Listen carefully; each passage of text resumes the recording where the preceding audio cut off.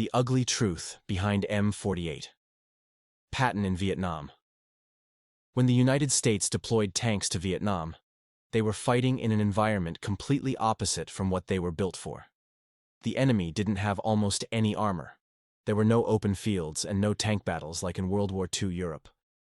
But near the very end of the war, everything would change when, out of nowhere, a full-on tank charge happened that no one saw coming. American tanks were there to meet it, but not with American crews. We will get to that in a moment, but first, we need to set the stage. By 1965, American leadership believed that the only way to stop the spread of communism in Vietnam was to commit ground forces. So, they did just that. The first boots hit the ground when 3,500 Marines landed at Da Nang, bringing with them 2 full platoons of tanks.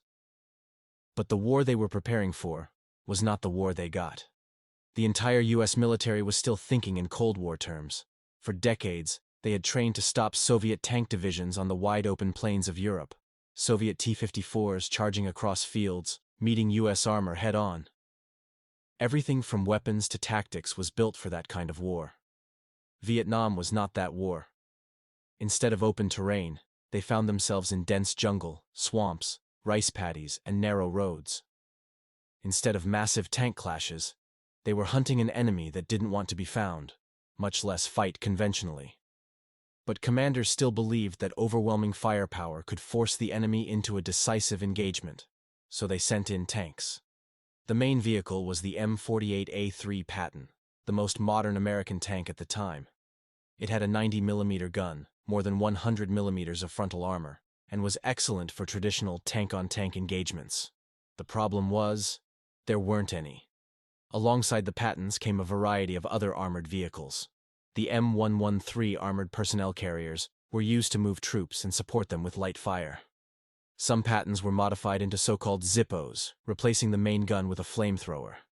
Then, there was the M50 Ontos, a small, strange-looking vehicle fitted with 6 recoilless rifles. And finally, the M551 Sheridan, a light tank that could be airdropped and carried a massive 152mm gun. The North Vietnamese had some armor of their own, but early in the war, it was rarely seen. Older Soviet T-34s and Chinese Type 59s would appear later.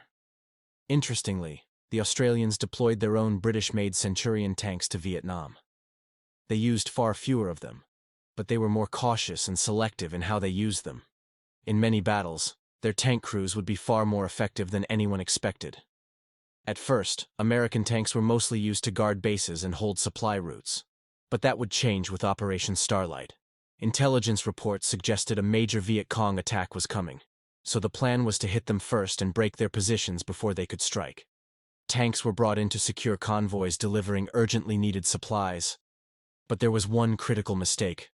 The armored column advanced without infantry support, moving through narrow jungle roads with no eyes in the trees and no protection on the flanks. They were walking straight into a trap. That trap was sprung when the lead tank on a narrow road took a direct hit from an RPG just short of open ground where they could have mounted a proper defense.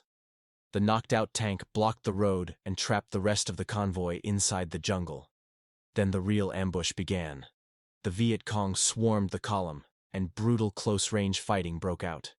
Communication failed and the convoy began to fall apart.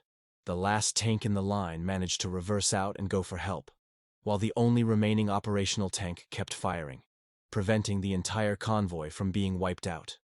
Eventually, the enemy pulled back, expecting American reinforcements to arrive, and the survivors were rescued the following day. Operation Starlight was a success on paper, but in that first real tank engagement, nearly a quarter of the crews were killed or wounded, and this was just the beginning.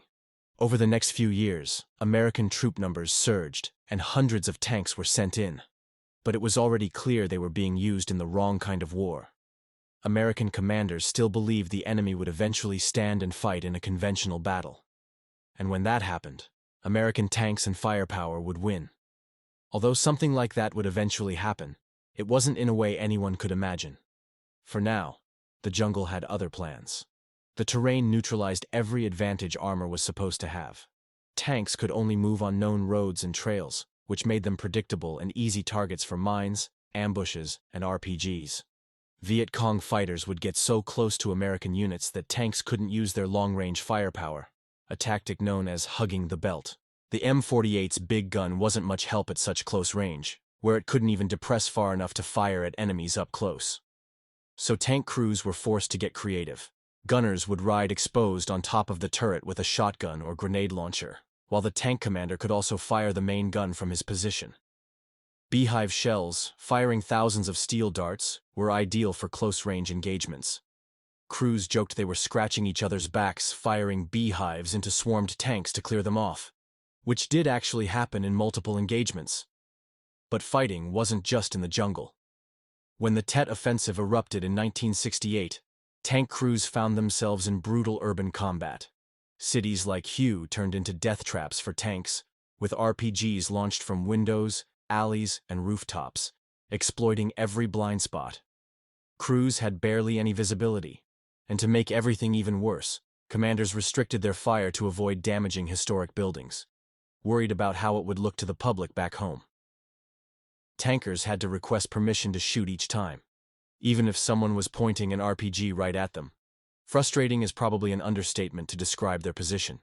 However, soon American tanks would finally get the kind of battle they were designed for. But it would be nothing like anyone expected. Although the North Vietnamese army had some tanks since the late 1950s, they didn't actually use them in combat until 1968, especially more modern ones like the Soviet-supplied T-54.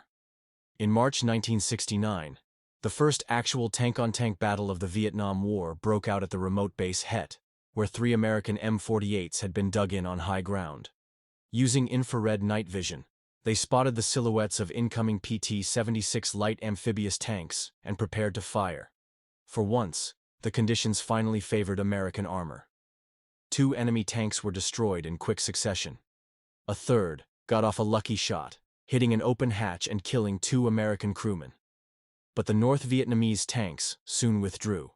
It was one of the very few engagements in Vietnam where tanks were used exactly as they were designed. But that wasn't the end of their story. It was only the beginning. As American forces began pulling out in the early 1970s, the North Vietnamese, with support from the Soviet Union and China, were preparing something massive. The Easter Offensive of 1972 saw over 150 tanks charging alongside 30,000 troops. The war that once seemed like the worst possible place for tanks had suddenly become a full-scale conventional assault, like in World War II. American leftover M48s, now in the hands of South Vietnamese crews, took position on high ground to stop the enemy tank spearhead. In one engagement, they destroyed 11 T-54s in quick succession. But the attack was heavy, well-prepared, and lasted for 7 months. The final blow came in 1975, when North Vietnamese armor rolled into Saigon. So American tanks were sent into a war that never matched the fight they were built for, and then removed just before it finally did.